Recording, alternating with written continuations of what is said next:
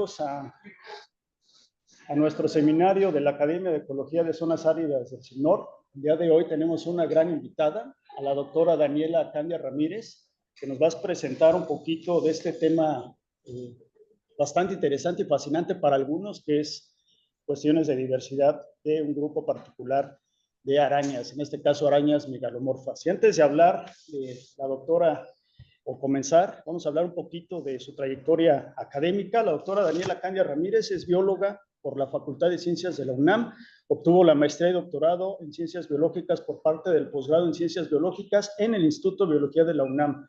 Desde hace más de 14 años se ha especializado en el estudio de la diversidad, desarrollo de inventarios biológicos, sistemática y taxonomía integradora de arañas, principalmente de tarántulas y otras arañas megalomorfas. Ha colaborado en 7 proyectos de investigación, tanto a nivel nacional como internacional. Ha impartido 33 ponencias en eventos científicos nacionales e internacionales, además de haber impartido 9 conferencias y 14 ponencias de divulgación. Ha ganado 3 fondos de investigación ha ganado 3 fondos de investigación y ha recibido 3 premiaciones en congresos. Es cofundadora del Foro Estudiantil de Arácnidos de México y de la Red de Aracnología Emergente de Latinoamérica. A la fecha cuenta con 5 artículos científicos publicados y es revisora en más de 10 revistas científicas visadas. Ha descrito 5 especies de arañas, se encuentra describiendo actualmente varias. Actualmente es profesora de asignatura de la licenciatura de Biología en el Departamento de Biología Evolutiva de la Facultad de Ciencias de la UNAM y candidata en el Sistema Nacional de Investigadores e Investigadoras. Sin más que decir, Dani, cuando quieras comenzar, adelante, por favor. Bueno, pues muchas gracias, Alex, por la invitación a este espacio para hablar acerca de las mejores arañas de todas, que son las arañas megalomorfas. Y bueno, para empezar, para quienes no conocen mucho acerca de este grupo, pues las arañas se encuentran dentro del orden Araneae, de la clase arácnida, ¿no? Y pues son un grupo muy diverso. Actualmente se considera que es el 7º grupo más diverso de animales a nivel mundial. Y pues hasta al momento se conocen más de 53,000 especies, las cuales están divididas principalmente en 3 grupos, ¿no? En 3 grupos muy grandes que son conocidos como Araneomorphe, Nifisiomorphe y Megalomorphe, que son infraórdenes. Nifisiomorphe pues es representante del suborden Mesotele, y Araneomorphe y Megalomorphe son representantes del suborden Opistotele, ¿no? Y bueno, la mayoría de la diversidad se encuentra concentrada dentro del infraorden Araneomorphe, donde se encuentran más del 92% de las especies, mientras que en Megalomorphe, pues actualmente se conocen más del 7% de la diversidad representa este grupo particular de arañas, mientras que Adeliphistemorphe, pues en realidad su diversidad es muy poca y representa menos del 0.4% de la diversidad. ¿Cómo podemos diferenciar principalmente a Araneomorphe y a Megalomorphe, que ambos son integrantes del suborden Opistotele? Pues en primera podemos diferenciarlos por la posición de los quelíceros, ¿no? En Araneomorphe generalmente están en posición contraria y abren y cierran, digamos que lateralmente, mientras que en Megalomorphe abren y cierran de arriba para abajo, ¿no? Y además presentan gran diferencia en las estructuras que producen seda, que son las hileras, las cuales en Araneomorphe pues están bastante desarrolladas, tienen gran cantidad de tipos de sedas, pueden producir hasta 8 tipos diferentes de sedas y presentan hasta 3 pares, ¿no? Sin embargo, en Megalomorphe muchas veces estos pares están reducidos, siendo a veces, la mayoría de las veces 4, incluso en algunos representantes solamente se llegan a encontrar 2 hileras y pues solamente pueden producir un tipo de seda, ¿no? En cuanto a su sistema respiratorio, en el infraorden Araneomorphe se encuentra un par de pulmones en libro, los cuales se pueden ver aquí, y en Megalomorphe encontramos 2 pares de libro, ¿no? Y bueno, las araneomorfas seguramente ustedes las han visto en sus casas, ¿no? Están representadas por arañas saltarinas, arañas patonas, arañas lobo, etcétera. Mientras que los megalomorfos, pues muchas veces son confundidos todos como tarántulas, ¿no? Aunque por ahí podemos confundir algunos o podemos conocer algunos muy bien, como las arañas de tela de embudo, pero pues hay otros que no, que pasan desapercibidos, ¿no? Y bueno, ¿cuántas arañas megalomorfas se conocen a nivel mundial? A nivel mundial se conocen más de 3.700 especies, ¿no? Sin embargo, cada año se describen varias. En México particularmente se conocen 10 familias, 31 géneros y 158 especies. Hay que considerar que en México se tienen registradas son aproximadamente de 2.500 a 3.000 especies de arañas, por lo tanto, realmente la diversidad de megalomorfe está subrepresentada, ¿no? Y bueno, ¿cuáles son los grupos que conforman a este infraorden? Pues reciben varios nombres comunes, ¿no? Tenemos a las tarántulas verdaderas, que es la familia Terafóside. Ahorita me voy a enfocar un poco en este grupo, pero ¿por qué tarántulas verdaderas? Es porque muchas veces la gente ve arañas grandes y piensan que es una tarántula, ¿no? Sin embargo, pues hay incluso tarántulas enanas, ¿no? Están las arañas de tela de embudo, que son, que están las familias Euagrides, Noteridae, Atracide, ¿no? Están también las arañas tramperas de varias familias, ¿no? Hay muchas familias que tejen, que construyen estas madrigueras con forma de trampa, pero pues algunos representantes son las familias Alonoproctide, Eutenicide y Diopide. ¿No? Están las arañas de tela de bolso, que es la familia Típide, entre otros, ¿no? Y pues ahorita para que los conozcan mejor, voy a irme especificando en alguna de ellas. En cuanto a las arañas megalomorfas, particularmente de México, pues la familia más diversa es Terafóside, ¿no? Y esto también ocurre a nivel mundial. A nivel mundial también las tarántulas son las más diversas. A nivel mundial están representadas por más de 1.100 especies y en cambio en México están representadas por 101 especies, ¿no? A continuación, pues le siguen las familias Eutenicide, Oagride y Alonoproctique, las cuales están representadas por 19, 17 y 12 especies respectivamente, ¿no? Las podemos ver representadas en estas imágenes, ¿no? Esta es una tarántula del género Dugesiella, esta es una araña trampera del género Eutenicia. Aquí tenemos una Oagrus y aquí tenemos una Humidia, que de hecho aquí me equivoqué, en realidad es una Entiquides, ¿no? Y bueno, las familias menos diversas que se conocen hasta el momento de México son Atípide, Sirtauquénide y Paratropídide, de las cuales únicamente se conoce una especie. En cuanto a la diversidad, pues cómo está esta distribuida en la República Mexicana, en realidad, hay algunos estados en los cuales se han descrito una mayor cantidad de especies debido a que los trabajos se han enfocado en géneros distribuidos únicamente en esos lugares, los cuales se han enfocado principalmente en Guerrero, ¿no? Y Oaxaca.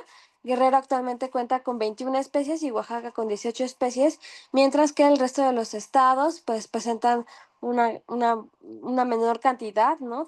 Algunos, la mayoría de menos de 10 especies por estado, y Aguascalientes es el único estado donde actualmente no se tienen registros formales de arañas megalomorfas.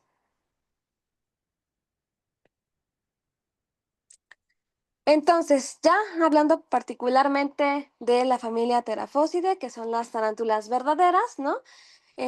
Como mencionaba, pues muchas veces la gente puede confundir a estos animales o sea, con cualquier araña grande puede pensar que son tarántulas, ¿no? Sin embargo, ¿cómo realmente podemos reconocer que una araña grande realmente pertenezca a la familia Terafóside? Estas arañas se caracterizan principalmente por dos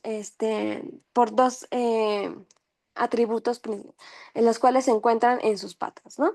En primera, pues presentan unas cerdas, que son estas estructuras en forma de pelitos, ¿no? Pero están modificadas digamos que como en la planta de su tarso, que es el último segmento de las patas, ¿no? Las cuales estas les van a brindar la capacidad de poder sujetarse a superficies lisas, ¿no? Sobre todo porque ellas, pues en sus ambientes naturales pueden llegar a trepar rocas, ¿no? Árboles, etcétera. Entonces, estas estructuras les ayudan.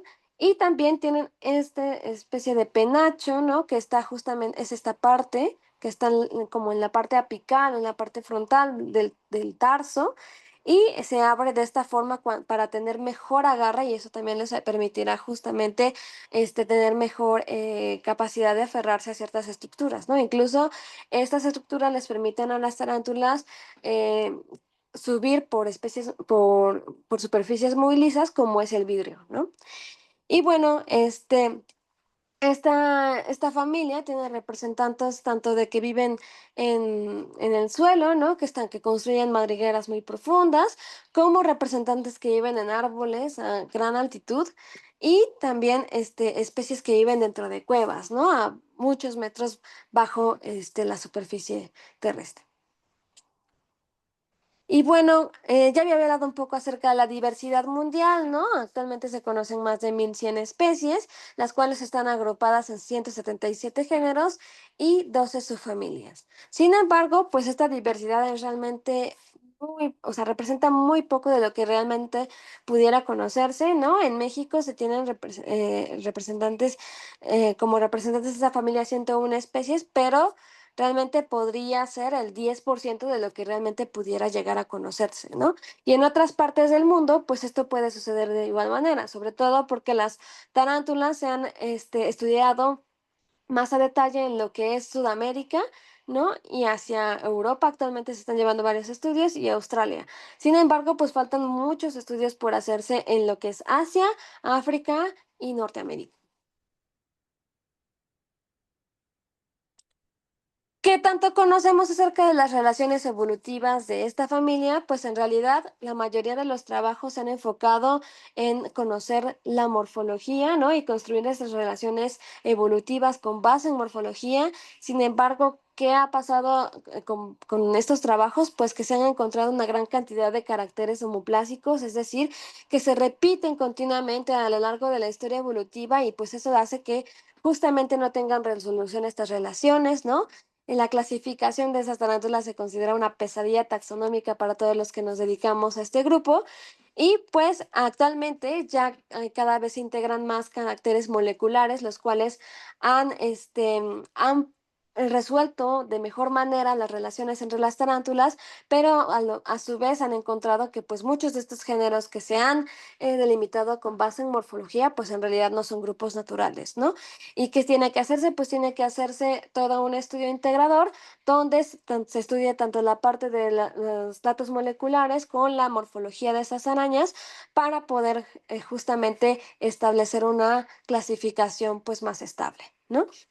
Y pues a pesar de que son animales populares, ¿no? O sea, creo que a la mayoría les dices que es una tarántula y al menos tienen una idea de qué pudiera ser, ¿no? O sea, en realidad existen muy pocos estudios acerca de esos animales, ¿no? No se conoce mucho acerca de su biología, de su del estado de conservación de sus poblaciones, de su morfología, de su taxonomía, de su comportamiento, etcétera. Y pues esto hace que conozcamos, que realmente se pueda llegar a un estudio profundo acerca de su evolución, ¿no?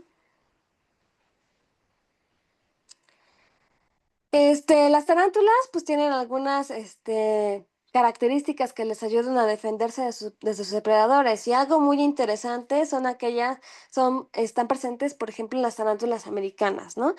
Ellas pues tienen varios depredadores que son principalmente mamíferos grandes, como son cuatís, zorros, mapaches, incluso también algunas aves y serpientes, ¿no? Y hay serpientes especializadas en comerse estas arañas migalomorfas, ¿no? Entonces ellas han desarrollado unas estructuras que les permiten defenderse de estos depredadores, que son las setas urticantes, ¿no? En el dorso del abdomen, estas pueden estar arregladas de distintas formas, ¿no? Hay algunas tarántulas que pueden presentar solamente un tipo o pueden presentar varios, ¿no? Actualmente se han descrito 7 tipos distintos de setas urticantes, cada uno específico de cierto grupo de tarántulas, ¿no?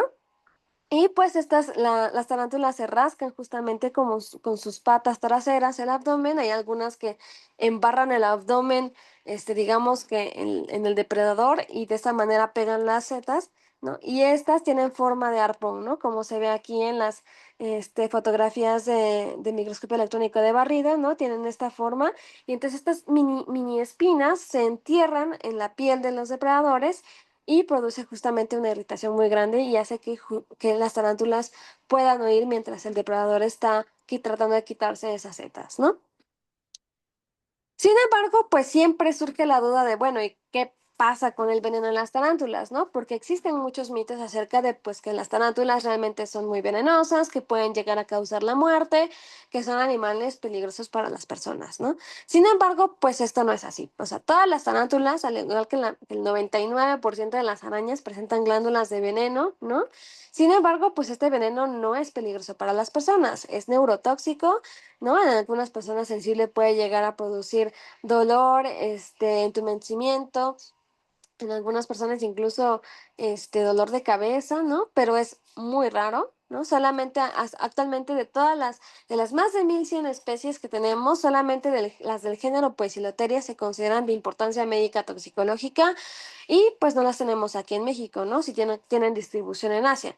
Han llegado de forma artificial a México porque pues son comunes dentro del mercado de mascotas, ¿no? Pero y ha habido accidentes graves aquí en México porque justamente no hay antivenenos para estas tarántulas, de hecho tampoco lo hay en Asia, porque no llegan a producir la muerte, ¿no? Simplemente producen un envenenamiento muy fuerte. Ahora, volviendo un poco hacia la diversidad de México, pues el primer país más diverso en cuanto a tarántulas es Brasil. Brasil cuenta con más de 200 especies de tarántulas, mientras que México es el segundo país más diverso en cuanto a número de especies descritas. Esto no quiere decir que Brasil tenga más de la mitad de especies que tenemos aquí en México, sino que el número de investigadores en Brasil, comparado con el número de investigadores de México, no es nada comparable, ¿no? En México, o sea, el número de investigadores que tenemos trabajando con tarántulas se pueden contar con los dedos de una mano, mientras que en Brasil hay varias universidades, varios laboratorios, varias personas trabajando con diversos grupos de megalomorfos, ¿no? Y esto hace que justamente el conocimiento de la diversidad pues avance más rápidamente que en comparación aquí en México, ¿no? Las tarántulas mexicanas están clasificadas en dos subfamilias, 17 géneros y 101 especies, ¿no? Una de las subfamilias es Salmopeine, que es justamente está representada por esa tarántula arborícola del género Salmopeus, de la especie Salmopeus victori, la cual se encuentra distribuida únicamente en Veracruz, ¿no? No es la única especie de este género que está registrada para México, o sea, sí de forma oficial. Sin embargo, tenemos algunas otras especies que faltan por describir, sobre todo del sureste de México. Y bueno, estas tarántulas tienen estas escópulas de las cuales les había hablado anteriormente, mucho más desarrolladas que otras tarántulas terrestres, justamente porque necesitan tener mayor agarre para poder vivir en los árboles, ¿no? En cuanto a la otra subfamilia, pues es Terafocine, esta está representada por el resto de las especies, ¿no? Y estas especies se encuentran clasificadas en dos tribus. Uno es Terafocine, con 12 géneros y 77 especies, y la otra es Apalopini, la cual se encuentra representada por 4 géneros y 23 especies. Y bueno, realmente esto representa vuelvo a repetir, o sea, un fragmento mínimo acerca de la diversidad que se pudieran llegar a encontrar en México, ¿no? Nos falta conocer más algunos géneros, por ejemplo, de Metreopelma y de Cosetlana solamente se conoce una especie, sin embargo sabemos que existen diferentes poblaciones, ¿no? Y que estas faltan por describir. En el caso del género Afonopelma, pues también tiene una gran diversidad y además es un grupo que no es natural, entonces necesita volver a reclasificarse para realmente conocer mejor su diversidad y su evolución, ¿no? En cuanto al género Bonetina, pues fue un género que se estudió más profundamente hace unos años, sin embargo, pues siguen saliendo especies nuevas, ¿no? Entonces, del resto de los géneros que tenemos representantes aquí en México, pues la historia se repite con estos géneros una y otra vez, ¿no? O sea, faltan estudios, faltan ser especialistas, faltan obtener nuevos datos de diferentes tipos para conocer mejor acerca de estas especies. Y bueno, ¿qué permite que en México, o sea, que México sea el segundo país más diverso en cuanto a tarántulas, ¿no? O sea, tenemos una gran diversidad de ecosistemas que permite que haya una gran diversidad de especies. Cada una de esas especies tiene adaptaciones específicas para poder explotar los recursos en cada uno de estos ecosistemas, ¿no? Y además, pues nosotros cuando empezamos a estudiar las tarántulas de diferentes sitios, encontramos pues realmente que sí, que tienen muchas diferencias en su biología, ¿no? No solamente morfológicas y anatómicas, sino también, por ejemplo, de tolerancia a diferentes tipos de temperaturas, ¿no? Por ejemplo, las tarántulas del género Aphonopelma que viven sobre todo en desiertos, pues pueden tolerar no solamente altas temperaturas, sino que también muy bajas temperaturas, ¿no?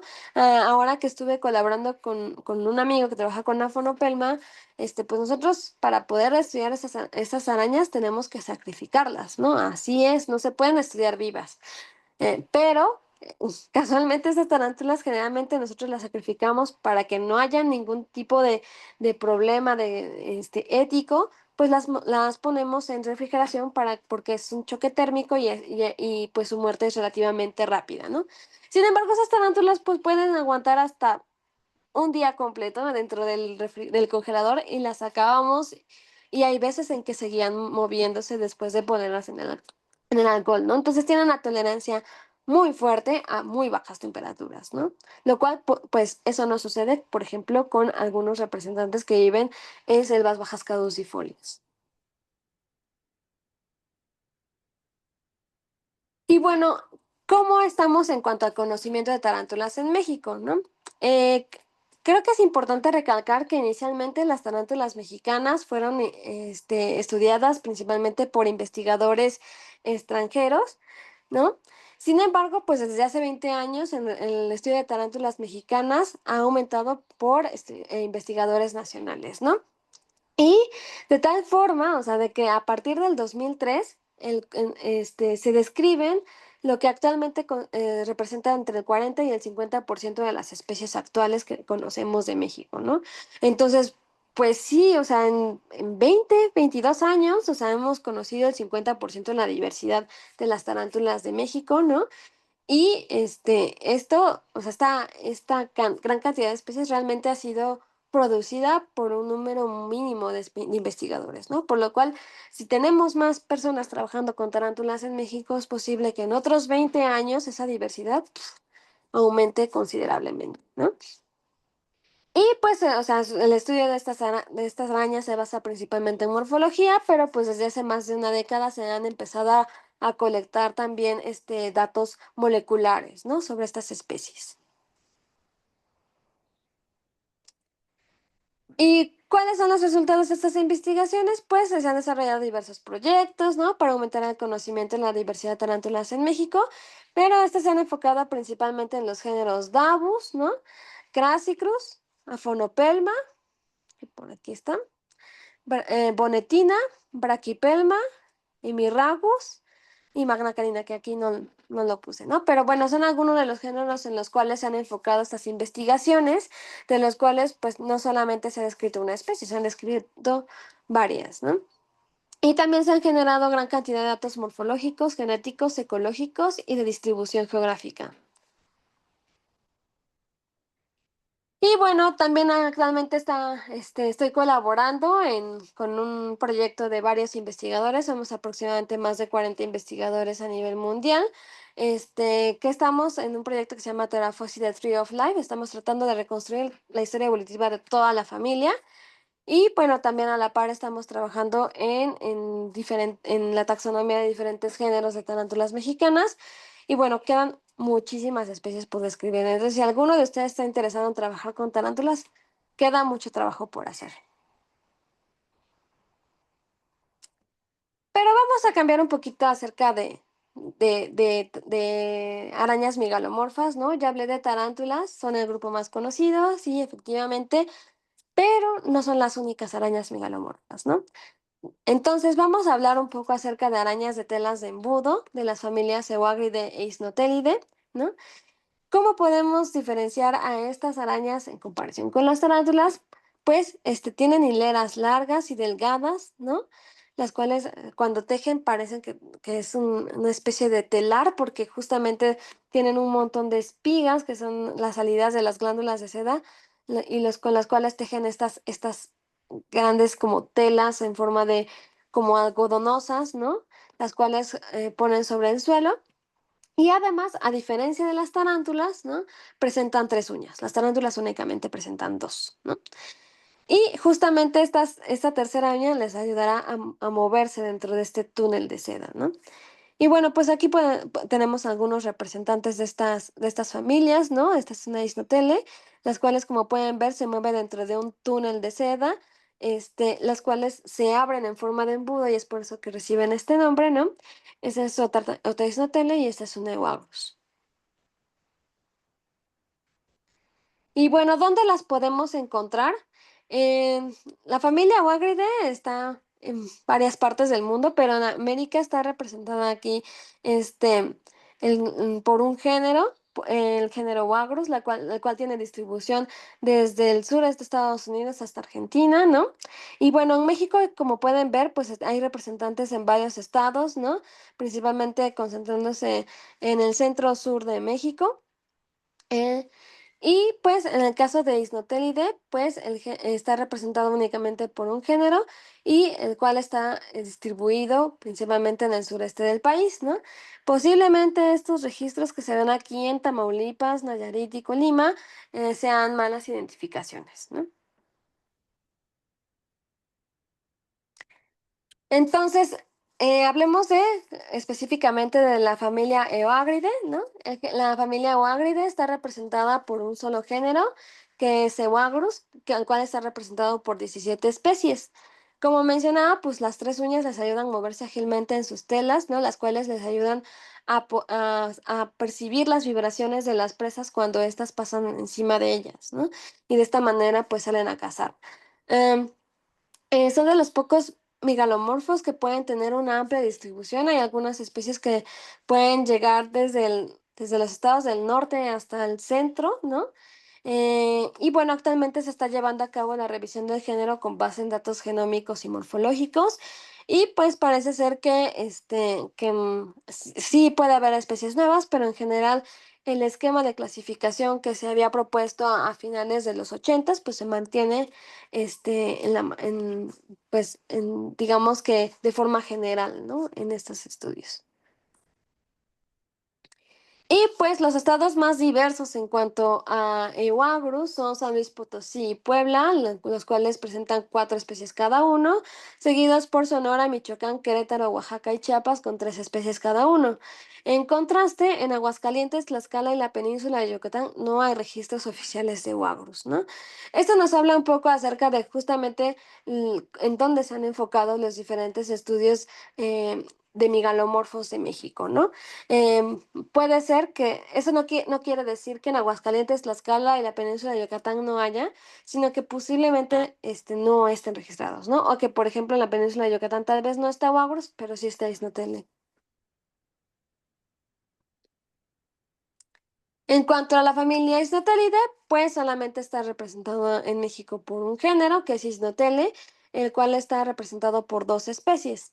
Este género se distribuye del sureste de México hasta Argentina y pues la revisión más reciente de esta familia, que antes estaban tanto Eograus y Isnotele dentro de la misma familia, fue realizada por Frederick Coyle en 1995. O sea, ya pasaron bastantes años, ¿no? Y nadie ha vuelto a revisar este grupo de especies, entonces es posible que si se integran datos morfológicos y moleculares, pues nos ayuden a ver si solamente existen estas 2 especies o realmente si esa diversidad está subrepresentada, ¿no?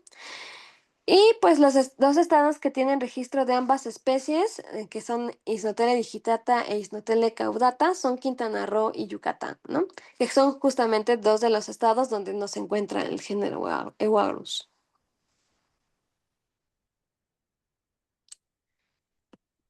Bueno, ya hablamos de tarántulas y de arañas de telas de embudo. Falta otro grupo muy interesante del cual actualmente estoy enfocándome un poco más, además de las tarántulas, que son las arañas tramperas, ¿no? Y estas en México están representadas únicamente por 2 familias. Bueno, ahí vamos a poner unas comillas, pero más adelante hablaré de eso, ¿no? Y y bueno, que son Eutenicidae y Alonoproctidae. Al igual que las tarántulas, pues también tienen 2 uñas, ¿no? No tienen tres. El número de uñas es muy importante en megalomorfos porque nos puede decir mucho acerca de la familia a la cual pertenecen estas arañas, sobre todo si empezamos a conocer cómo identificarlas, ¿no? Y bueno, esas arañas muchas veces son como descritos como pequeños tanquecitos justamente porque tienen cuerpos robustos, patas cortas, ¿no? Principalmente en hembras, en los machos son un poco más alargadas y delgadas, ¿no? Y pues estas arañas tienen un comportamiento defensivo, ¿no? Es por eso que mucha gente pues les teme a esas arañas, piensan que son peligrosas, ¿no?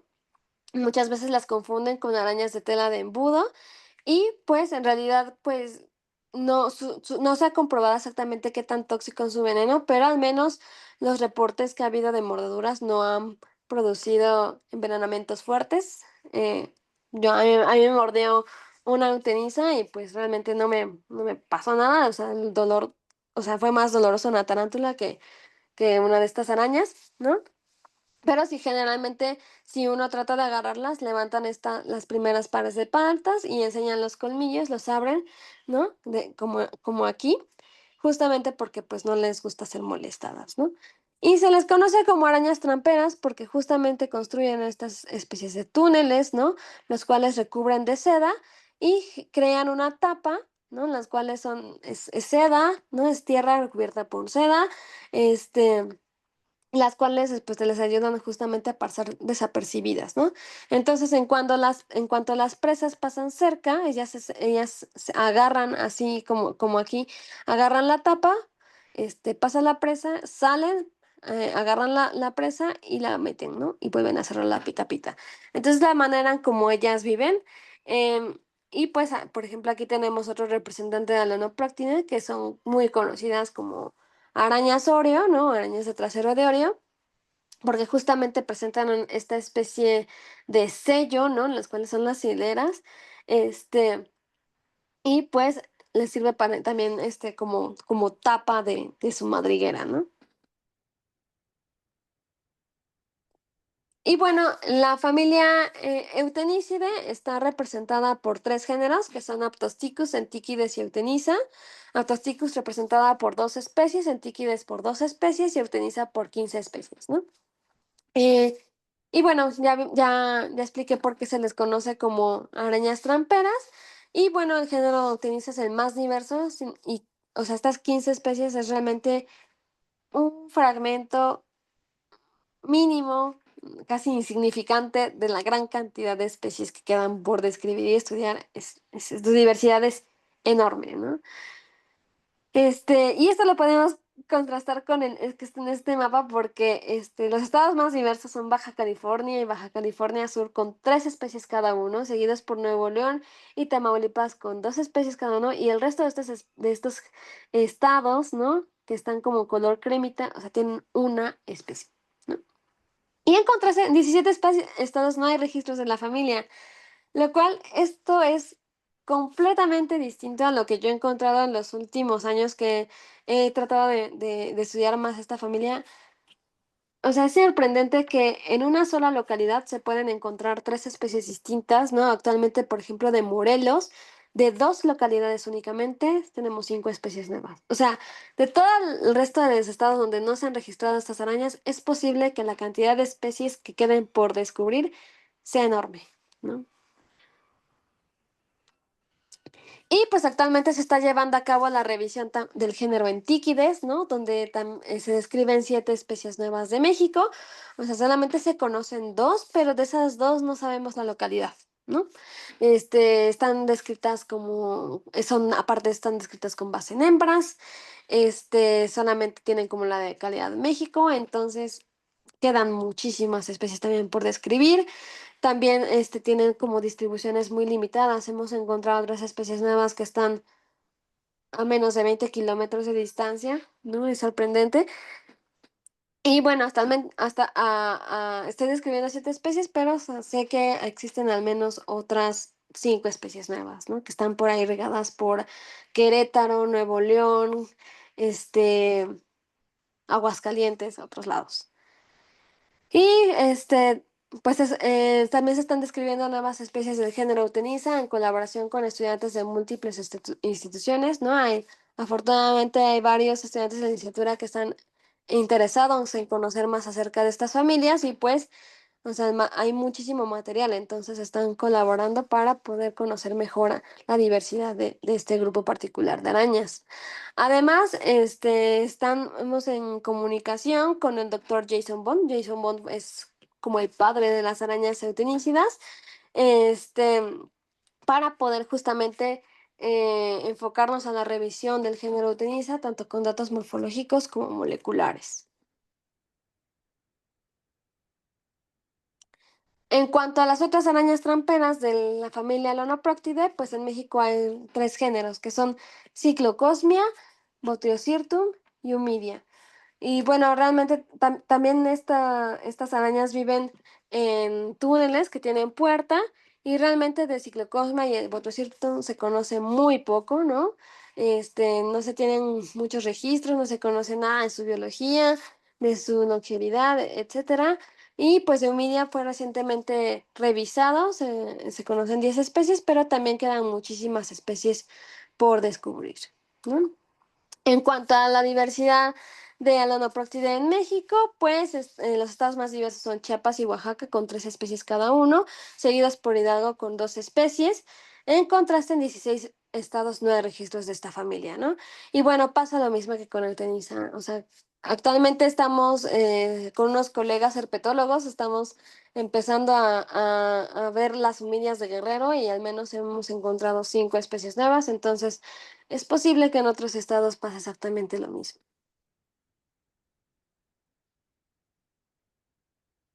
Ah, sí. Bueno, ya hablamos de arañas tramperas, ahora vamos con las arañas de túnel. Espero que no queden muy mareados después de esta plática porque es realmente una gran diversidad y pues son pocos los espacios donde uno tiene para poder hablar de estas arañas, ¿no? Y bueno, en cuanto a las arañas de túnel, en México están representadas por 2 familias, que son Nemesidae y Certauchenidae. ¿Cómo podemos diferenciar estas 2 familias? Nemesidae tiene 2 uñas y Certauchenidae tiene 3, ¿no? Son arañas de tamaño relativamente pequeño, ¿no? Los machos se pueden identificar porque tienen una espina grande en el metatarso. em, y bueno, ellas se conocen como arañas de túnel porque justamente viven en estos túneles de seda, los cuales no tienen trampa. Sin embargo, acabamos de encontrar un género nuevo, el cual es trampero y pues también, así como las Eutemisa y las Humidia, pues también hace su túnel con tapa, ¿no? En México, pues hay un género descrito de Neméside, que es Mexentipesa. Está representado por 2 especies. Viven en madrigueras en forma de túneles, ¿no? Y realmente se conoce muy poco acerca de la diversidad de Mexentipesa en México, ¿no? Sin embargo, pues a lo largo, desde el 2020 he estado empezando a obtener registros y son especies relativamente comunes y realmente quedan muchas especies por describir. Hasta el momento solo se conocen de los estados de Hidalgo, Oaxaca y Chiapas. Se tiene registro de al menos 10 especies nuevas distribuidas desde el Nuevo León hasta Honduras. Y adicionalmente se han encontrado 2 géneros nuevos de la familia Nemesidae, los cuales van a ser descritos próximamente. Y también con la doctora Vera Oplotova de la República Checa se está realizando la revisión de toda la familia con datos genómicos y morfológicos.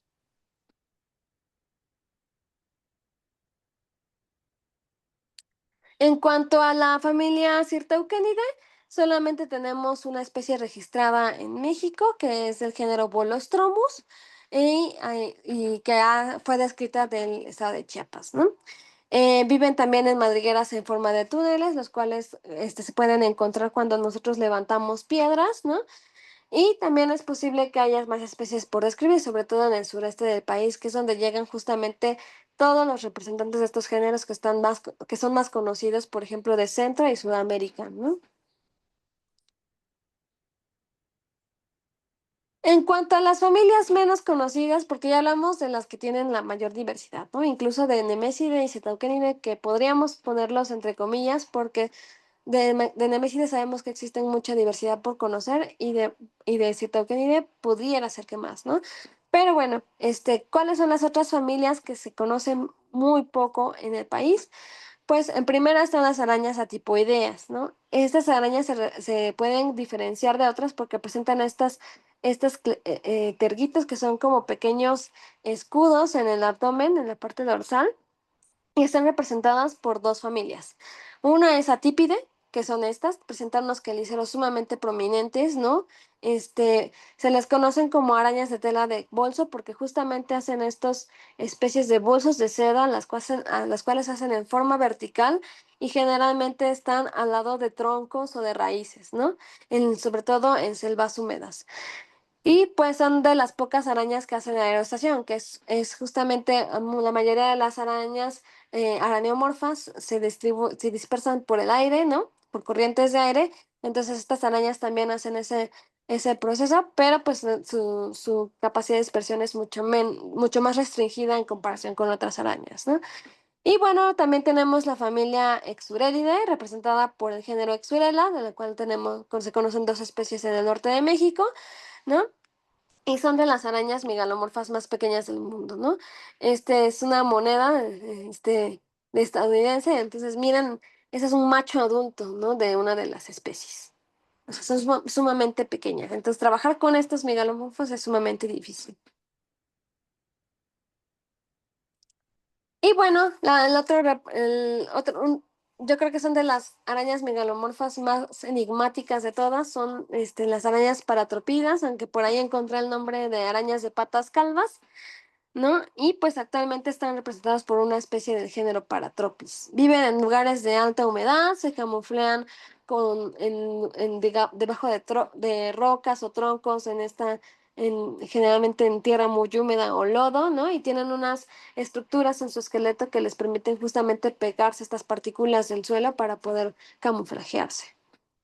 Y pues no es la única especie que existe, o sea, se conocen al menos, hay registro de al menos otras dos especies, entonces es posible que la diversidad de este género aumente en años futuros. Y bueno, ¿por qué se conoce tan poco del infraorden Megalomorphe? Pues estudiar estas arañas es particularmente complejo debido a los hábitos crípticos, ¿no? Al momento de estar buscando las arañas de túnel, de tela de bolso, de arañas tramperas, incluso tarántulas, se necesita experiencia para conocer qué hábitats les gustan, qué microhábitats les gustan, ¿no? Y pero también pues muchas veces es cuestión de suerte, ¿no? Si no se conoce acerca de su fenología, ¿no? Entonces, pues difícilmente podrás ir en una época en donde posiblemente estén en mayor abundancia, ¿no? Entonces eso también dificulta mucho su estudio porque no se pueden obtener una gran cantidad de ejemplares para hacer trabajos sistemáticos, ¿no? Y pues su morfología es relativamente homogénea, entonces aquellas personas que se dedican a estudiar araneomorfas posiblemente vean mucha variación entre especies, entonces en megalomorfos no es así, ¿no? O sea, tienes que fijarte en pequeños detalles para poder diferenciar entre especies que son relativamente muy parecidas. Y pues falta de especialistas, ¿no? Sobre todo en México. Como mencionaba, solamente contamos con pocas personas que se dedican a este grupo de arañas en México.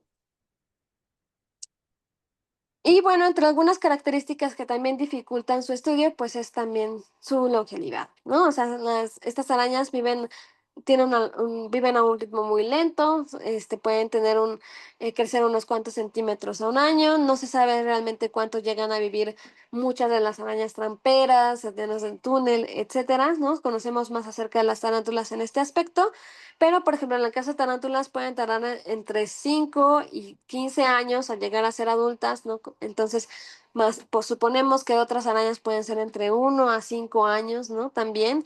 Y pues en el caso de los machos adultos, el momento de la madurez sexual van a vivir de unos meses a un año, mientras que las hembras, en el caso de tarántulas, pueden llegar a vivir, a mudar y a reproducirse por el resto de su vida, pudiendo llegar a vivir a más de 30 años, ¿no?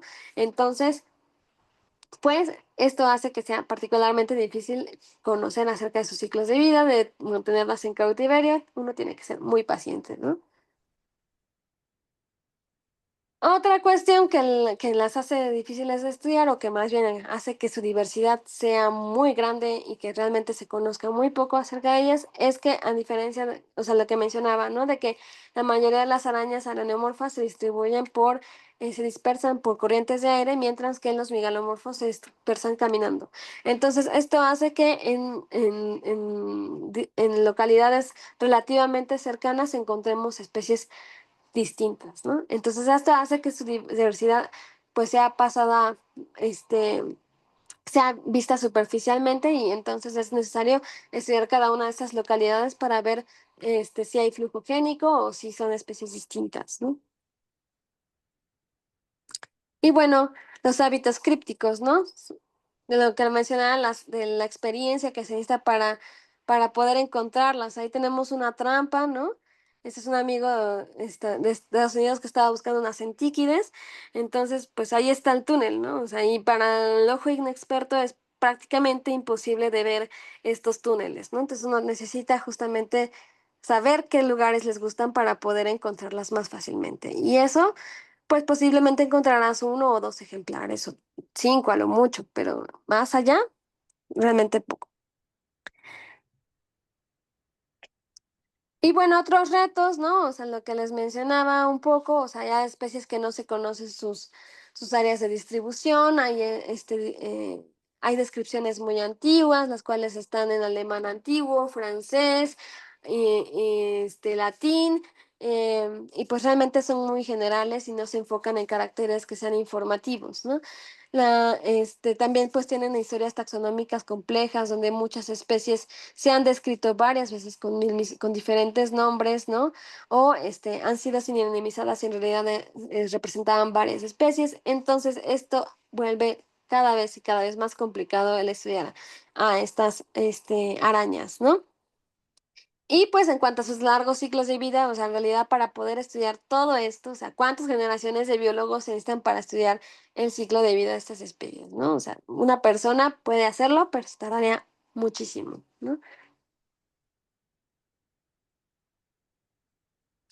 Y bueno, ¿por qué es importante estudiarlas? Debido a sus hábitos crípticos, distribuciones limitadas, etcétera, pues, y que conocemos realmente muy poco sobre ellas. O sea, no sabemos cuántas especies se están perdiendo por la deforestación y cambio de uso de suelo, contaminación, cambios climáticos drásticos, y pero también la extracción y tráfico ilegal, ¿no? Sobre todo en el caso de tarántulas. Y pues es muy triste que en los últimos años el comercio y tráfico ilegal de tarántulas en México ha aumentado considerablemente, siendo que es uno de los pocos países que tiene una política de comercio legal sobre estas especies, ¿no? Entonces, ¿qué puedo hacer yo para ayudar a su conservación? Pues no matarlas, ¿no? No hay ninguna razón para que les tengamos miedo. O sea, son animales de los cuales, si bien no nos pueden gustar, les podemos tener respeto y podemos dejarlas en su hábitat, ¿no? No adquirir especies que no están estudiadas. La única forma en que pudieron obtenerlas para venta fue por extracción ilegal, ¿no? O sea, eso de Brachypelma sp, Lintocatla sp, Crassicus sp, Davus sp, todas esas tarántulas fueron extraídas de forma ilegal de su medio, ¿no? Para poder comercializarse. Y pues denunciar su venta ilegal ante las autoridades, ¿no? Si bien sabemos que muchas veces las autoridades no tienen esta capacidad de poder este, perseguir a todas las denuncias o seguir cada una de las denuncias impuestas, mientras más hagamos denuncias hacia ciertos vendedores ilegales, pues es más probable que tomen acciones en contra de ellos, ¿no? Y pues también no capturarlas, no tirar basura, especialmente en áreas verdes, no liberar mascotas, ni pasear mascotas sin correas, ¿no? Estas llegan a estresar también especies nativas de los diferentes ecosistemas. Y pues si ustedes ya ahorita con esta conferencia les aprendieron algo acerca de estas tarántulas, pues también expandan su conocimiento a otras personas que no conocen del tema y que justamente esto ayuda a a preservar mejor estos animales, ¿no? A mejorar su estado de conservación y también su importancia ante otras personas, ¿no? Y pues si llegan a meterse a sus casas, pues reubicarlas, ¿no? Con ayuda de un bote. Y pues existen muchas dudas comunes sobre arañas migalomorfas, ¿no? O sea, muchas veces me preguntan que si estas arañas son nativas de México y si no están invadiendo el país. Pues no, o sea, son nativas de México, se originaron hace millones de años, se conoce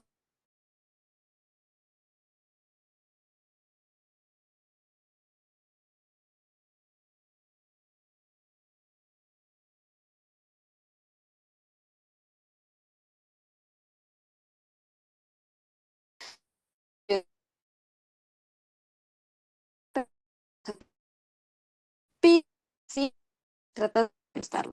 Si trata de, pues obviamente ya van a tener una actitud defensiva ante ti.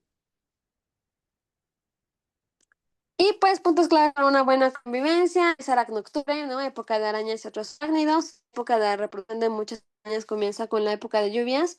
Y bueno, si se meten a tu casa, reubícalas con cuidado, con ayuda de un bote, ¿no? Tratando de las lastimar y darlas el espacio adecuado para ellas. ¿Qué pasa si encuentras alguna? Pues puedes donarla a alguna colección biológica, si es necesario obtener registros nuevos de estas arañas.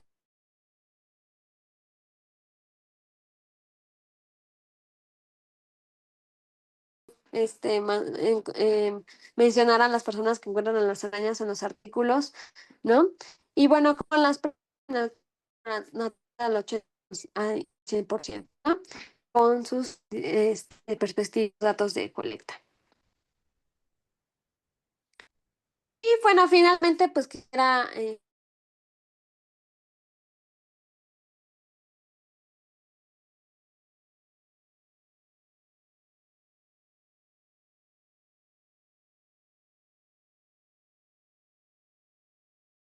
una sociedad entre las diferentes personas que nos dedicamos al estudio de arácnidos de México. Y bueno, por mi parte es todo. Estoy abierta a preguntas. Sé que tienen poco tiempo, disculpen, pero pues estaba un poco emocionada al hablar de estas arañas. Pues agradecemos mucho a la doctora Daniela Candia.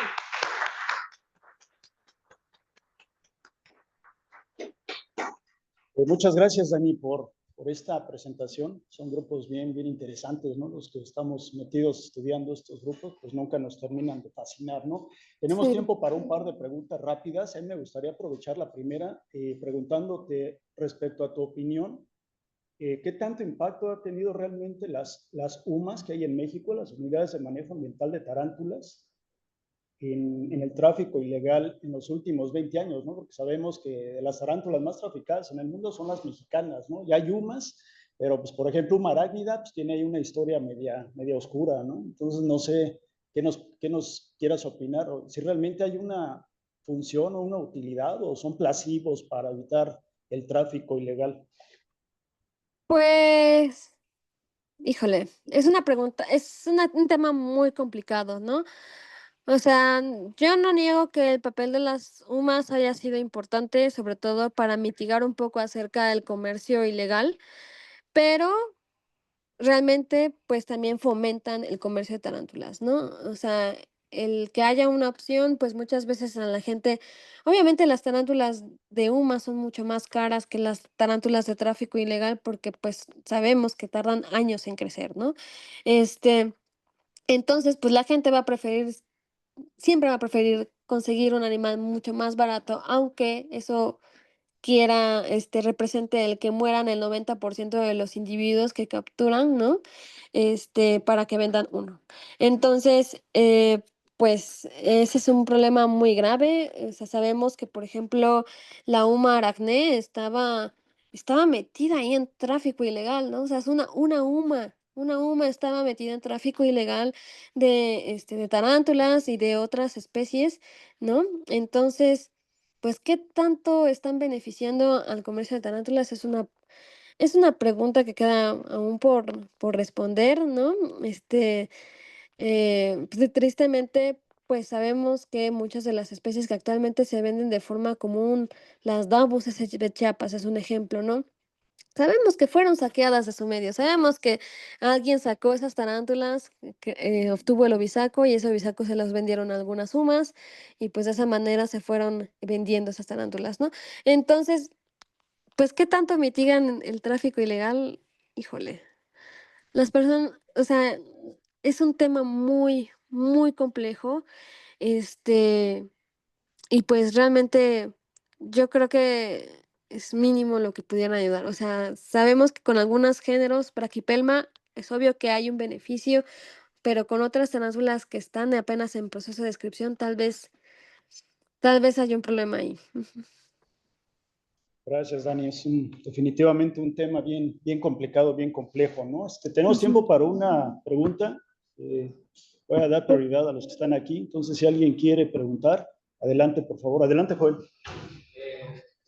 Se ha llegado bueno, las tarántulas del Nuevo Mundo tienen características muy marcadas en comparación con el resto del mundo. Se ha llegado a estudiar la monofilia de las tarántulas de América. Ay, no escuché bien, Alex. No sé si me podrías repetir la pregunta.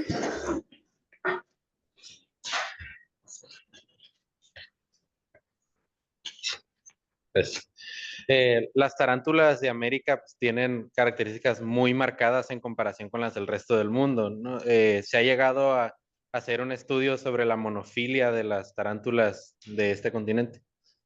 Sí, de hecho, pues ahora con el proyecto que tenemos del Teraphosidef Tree of Life, estamos obteniendo ya resultados preliminares. Es muy interesante porque tenemos 75% representado la diversidad de terafósiles, muy, muy increíble. Pero pues, o sea, falta mucho, ¿no? O sea, realmente no todas las tarántulas americanas forman parte de un solo grupo, son diferentes subfamilias. Tenemos su familia Terafocine, tenemos su familia Virocularine, Salmopeine, Isnocoline, que ahí lo pondría entre comillas porque no es un grupo natural. Este, entonces, no todas forman parte de un grupo monofilético entre sí, pero, o sea, todas son parte de la familia Teraphosid, de eso no hay duda, ¿no? Este, esperamos que más adelante se puedan justamente publicar estos resultados y que empecemos a, a poder tener.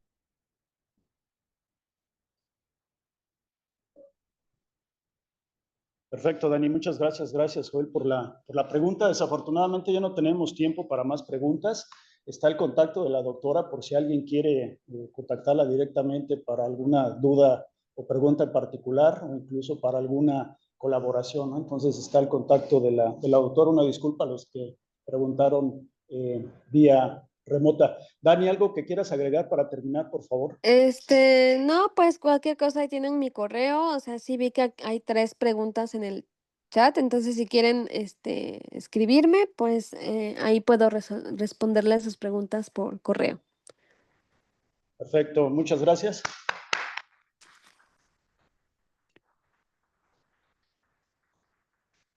Muchas gracias, Dani. Te agradezco de nueva cuenta. Con esto terminamos nuestro seminario del día de hoy. Nos vemos dentro de 8 días, por favor, donde una de nuestras estudiantes presentará sus resultados de proyecto de maestría finales. Gracias a todos. Que tengan excelente viernes, excelente fin de semana. Vayan a las playas porque ya está haciendo frío, entonces aprovechen ahorita las últimas olitas calientitas, ¿no? Muchas gracias, Dani. Estamos en comunicación. Te mando un gran abrazo y ya sabes, cualquier cosa que andamos con gusto. Dale, Alex, un abrazo. Cuídate mucho. Igualmente.